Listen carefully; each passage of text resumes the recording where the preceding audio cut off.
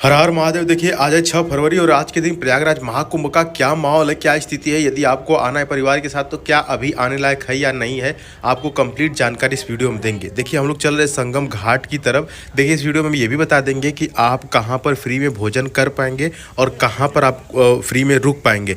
अचानक से प्रयागराज महाकुंभ में फिर से भीड़ बढ़ गई है। अभी हम लोग देखिए यहाँ से जो है कि संगम क्षेत्र काफ़ी नज़दीक है और जो बड़े वाले हनुमान जी हैं वो भी यहाँ से राइट साइड में, और हम लोग सीधे चलेंगे संगम घाट की तरफ।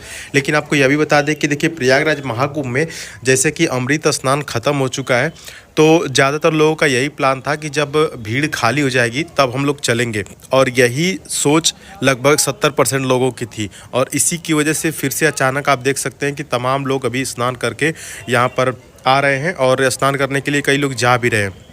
तो प्रयागराज महाकुंभ में यही सोच रखने वाले लोग अभी इकट्ठा हो चुके हैं यहाँ पर।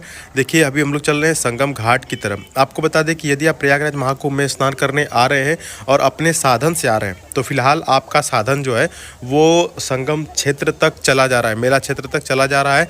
यानी कि अब अगर आप अपने साधन से आते हैं तो आपको ज़्यादा पैदल नहीं चलना पड़ेगा। अगर टोटल बात करें तो आपको 1 से 2 किलोमीटर में पूरी यात्रा हो जाएगी यदि आपका अपना साधन। देखिए यहाँ पर इस प्रकार से ब्लोरो वगैरह आ जा रहे हैं घाट तक, और अगर पहले रोका भी जा रहा है तो 1 किलोमीटर ज़्यादा से ज़्यादा पहले रोका जा रहा है, तो आप अपने साधन से आ सकते हैं। देखिए फ़िलहाल हम लोग हैं यहाँ पर। देखिए ये 14 रत्न द्वार है। ये 14 रत्न द्वार इसका नाम इसलिए पड़ा है क्योंकि इस द्वार पे वो 14 रत्न का फ़ोटो लगाया गया है जो कि समुद्र मंथन के दौरान बाहर निकले थे। ठीक है, तो यदि प्रयागराज महाकुंभ में आप आते हैं और एकाध रात यहाँ पर रुकना चाहते हैं तो आधार कार्ड ज़रूर लेकर के आइएगा। आप आधार कार्ड दिखाएंगे इस प्रकार के रैन बसेरे में तो यहाँ पर आपको रुकने को दिया जाएगा। ये देखिए चारपाई है और उस पर एक फोम वाला गद्दा है, उसी पे लोग आराम से बैठे हुए हैं, लेटे हुए हैं। तो अभी देखिए ज़्यादा भीड़ नहीं है, लेकिन फिर भी जिस प्रकार से उम्मीद थी, ऐसा लग रहा था कि 5 फरवरी के बाद प्रयागराज महाकुंभ खाली हो जाएगा, लेकिन अभी ये खाली नहीं होने वाला है। शिवरात्रि तक ऐसे ही भीड़ रहेगी। हाँ, लेकिन जिस प्रकार से अमृत स्नान पे भीड़ रह रही थी उससे काफ़ी ज़्यादा कम हो चुकी है फिलहाल में। जो 29 तारीख को हुआ उसके बाद से भी कई लोगों के मन में डर का भाव बना हुआ है, लेकिन आपको डरने की कोई ज़रूरत नहीं है क्योंकि प्रयागराज महाकुंभ में आप देख सकते हैं कि लोग स्थिर हैं, कोई भाग दौड़ नहीं कर रहा है और लोग आराम से खड़े हैं। और यहाँ पर धूप निकल चुकी है, अभी सुबह के करीब 9:30 के आसपास हो रहा है, और देखिए लोग आराम से स्नान ध्यान करके यहाँ पर कपड़े वगैरह बदल रहे हैं। ये देखिए कितना पीसफुल माहौल यहाँ पर बना हुआ है, और जगह जगह पे बोर्ड लगा हुआ है, और आप देख सकते हैं कितना गैप अभी फ़िलहाल में मिल रहा है। तो एक्चुअली बात करें नहाने की तो प्रयागराज महाकुंभ में स्नान करने के लिए सबसे बेहतरीन समय अभी है। तो आपको आ जाना है और आने के बाद आपको संगम घाट पे स्नान करना है। तो कई लोग गंगा में और कई लोग यमुना में स्नान करके चले जाते हैं, तो इस बात का ध्यान रखिएगा। अभी हम लोग संगम घाट के करीब पहुँच चुके हैं और ये देखिए संगम में यहाँ पर लोग स्नान कर रहे हैं। कितना खूबसूरत माहौल है। हर हर गंगे, हर हर गंगे, इसका आनंद लीजिए।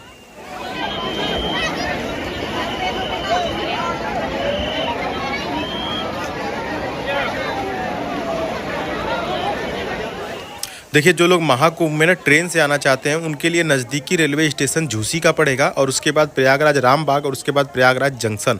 तो अगर आप झूसी पर उतर करके झूसी रेलवे स्टेशन पर उतर गए, आप पैदल आएंगे तो आपको ज़्यादा से ज़्यादा 2 किलोमीटर चलना पड़ेगा। लेकिन यदि आप प्रयागराज रामबाग से उतर के आते हैं तो आपको कम से कम 4 किलोमीटर चलना पड़ेगा। वहीं आप जंक्शन से उतर के आते हैं प्रयागराज जंक्शन से तो 6 किलोमीटर चलना पड़ेगा। तो आप देख लीजिए आपका जो नज़दीकी रेलवे स्टेशन हो, अगर झूसी हो तो सबसे बढ़िया है, 2 किलोमीटर चलना पड़ेगा। और कई बार ऐसा भी हो रहा है कि साधन मिल जा रहे हैं, यानी कि अगर रामबाग उतर रहे हैं या जंक्शन उतर रहे हैं तो वहाँ से ऑटो ला रहे हैं। ऑटो आपको 1 किलोमीटर पहले ही छोड़ देगा, तो 1 किलोमीटर तो ईजिली आप चल सकते हैं महाकुंभ के नाम पर। फिलहाल हम लोग संगम में स्नान कर लिए हैं। अब हम आपको एक ऐसी जगह पे ले चल रहे हैं जहां पर आपको फ्री में भोजन करने को मिलेगा, और रहने की तो सुविधा मैंने अभी दिखाई आपको, इस प्रकार से और आगे भी दिखाएंगे। यहाँ पर देखिए जितने भी पोल हैं जिस पे इलेक्ट्रिसिटी लगी हुई है, देखिए यहाँ पर इन पोलों पर नंबरिंग भी कर दिया गया है। देखिए 81 लिखा हुआ है, तो सामने 80 लिखा हुआ है, फिर 79। मतलब ये है कि बाय द वे आपके साथ में कोई खो जाता है तो आप वो बता सकता है कि हम फला जगह पे पोल नंबर 80 पर हैं या 81 पे हैं, जो भी है। तो ये एक सिंबल बहुत अच्छा यहाँ पर बना दिया गया है। और एक चीज़ और ध्यान दीजिएगा कि आपके साथ यदि आपके परिवार में कोई ऐसा है जो कम पढ़ा लिखा हो, खास करके जैसे कि बुजुर्ग हो या बच्चे हों या औरतें हों, तो आप जब उनको साथ लेकर के आइए तो देखिए भीड़ कभी भी बढ़ सकती है। तो इसको ध्यान में रखते हुए एक कागज़ पे उनका नाम, एड्रेस और मोबाइल नंबर ज़रूर लिख करके उनके पॉकेट में या उनके पर्स में डाल दीजिएगा, ताकि बाई द वे भीड़ में अगर कहीं खो जाते हैं या कोई भी कैजुअलिटी होती है बाई द वे, तो वो उस एड्रेस से, उस मोबाइल नंबर से आप तक पहुंच सकें या कोई भी पाए उनको तो आप तक कॉल करके उनको पहुंचा सके। इस बात का ज़रूर ध्यान दीजिएगा। साथ ही साथ एक चीज़ और बता दें, ये देखिए महाकुंभ में कितना खूबसूरत दृश्य यहाँ पर बना हुआ है। और ये जो लोग स्नान कर रहे हैं ये संगम पर स्नान कर रहे हैं। और देखिए संगम के स्नान करने के बाद हम लोग आगे बढ़ेंगे। एक चीज़ ये बता दें कि यदि आपको गंगा जल लेकर के जाना है तो आपके घर पे यदि कोई साफ़ बर्तन होगा तो आप वो लेते आइएगा, या मतलब साफ़ डब्बा वगैरह, क्योंकि यहाँ पर अगर वो डब्बा खरीदेंगे तो काफ़ी महंगा मिल रहा है। जो डब्बा आपको अदर मार्केट में आपको 20 रुपये मिल जाएगा वो यहाँ पे 50 रुपये में मिल रहा है। और थोड़ा सा बड़ा लेते हैं तो 100 रुपये में डब्बे मिल रहे हैं पानी ले जाने के लिए गंगा जल, तो वो ले लीजिएगा अपने घर से अगर आपके पास होगा तो। और साथ ही साथ महाकुंभ से जल ले जाने के साथ साथ आप यहाँ की मिट्टी भी ले जा सकते हैं। कई लोग ऐसा भी कर रहे हैं, तो आप भी ले जा सकते हैं किसी प्लास्टिक में या किसी चीज़ में, यहाँ की कुंभ की मिट्टी लेके जा सकते हैं। अपने घरों में उसका छिड़काव कर सकते हैं, रख सकते हैं, जिससे कि आपके घर की नेगेटिविटी दूर होगी और वातावरण शुद्ध रहेगा। तो चलिए हम लोग आगे बढ़ते हैं। देखिए बस स्टैंड जाने का रास्ता यहाँ पर लिखा हुआ है, और इसके बाद यहाँ पर देखिए रेलवे स्टेशन जाने का रास्ता लिखा हुआ है।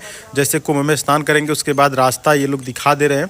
और इस प्रकार के देखिए महिला चेंजिंग रूम बहुत सारे बने हुए हैं। तो यदि आपके साथ महिलाएं आ रही हैं या वीडियो देख रही हैं महिलाएं, उनसे मैं रिक्वेस्ट करूंगा कि आप स्नान करने के बाद अपना जो कपड़ा है वो चेंजिंग रूम में ही चेंज करें, क्योंकि कई लोग वहाँ पे वीडियो वगैरह बनाते रहते हैं, तो ऐसे में आपकी फुटेज वहाँ पे आ जाएगी। ठीक है, फिलहाल देखिए ये देखिए झूसी वाला ब्रिज है, और स्नान करने के बाद पीपा पुल के माध्यम से, ये देखिए पीपा पुल बनाए गए हैं। तमाम पीपा पुल यहाँ पर लगभग 30 पीपा पुल बनाए गए हैं। पीपा पुल के माध्यम से आपको इसी ब्रिज के नीचे आ जाना है, झूसी ब्रिज के नीचे।